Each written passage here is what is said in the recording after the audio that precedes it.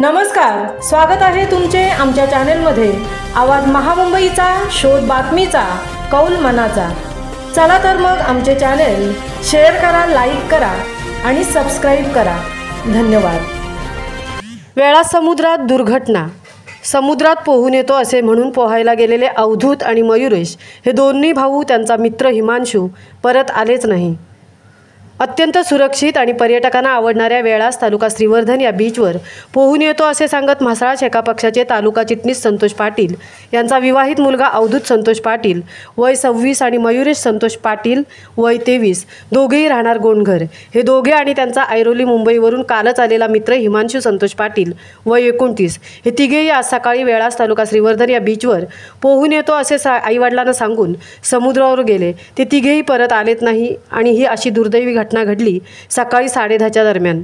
दिघीसागरी police सूत्रांनी सांगितले 12 वाजण्याच्या दरम्यान ते मुंबईला जाणार होते म्हणून अवधूत आणि मयुरेश हे दोघेही समुद्रातून बाहेर आले, गाडीत बसले। मित्र हिमांशू अद्याप का आला नाही हे पाहण्यास दोघेही भाऊ गेले असताना हिमांशू समुद्रात बुडताना दिसला, म्हणून दोन्हीही भावांनी तात्काळ समुद्रात उड्या घेऊन जिवलग मित्र हिमांशूला वाचवण्याच्या प्रयत्नात तिघांचाही दुर्दैवी मृत्यू झाला।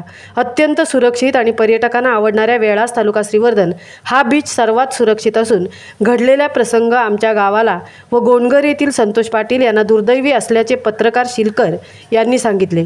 दिघीसागरी पोलिसांनी स्थानिक ग्रामस्थ, वॉटर स्पोर्ट मालक वसीम फगजी यांच्या मदतीने 3ही मृतदेह तात्काळ बाहेर काढले आणि प्राथमिक आरोग्य केंद्रात नेले। आवाज महामुंबईचा चॅनेलसाठी संजय खांबेटेंसह तृप्ती भोईर, म्हसळा।